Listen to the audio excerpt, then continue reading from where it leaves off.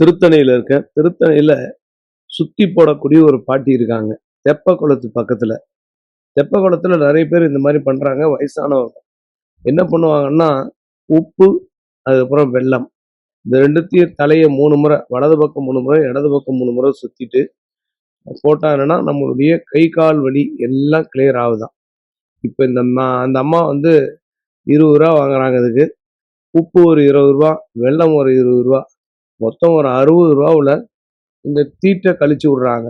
உங்களுக்கு வலி கிலி எதனா இருந்ததுன்னா, நீங்க தீட்ட கழிச்சுக்கலாம். அந்த தெப்ப குளம்ன்றது ரொம்ப ஃபேமஸ்.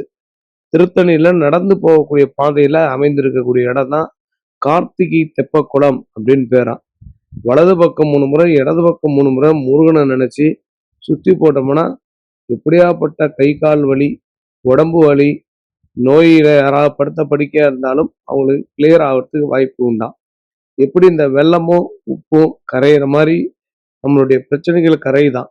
இந்த தெப்பக்குளத்துல ஆயிரக்கணக்கான பேர் வந்து இந்த மாரி சுத்தி போட்டு போற வழக்கம் உண்டு. சில நேரத்துல அங்க சுத்தி போடுறதுக்கு ஆள் இருப்பாங்க.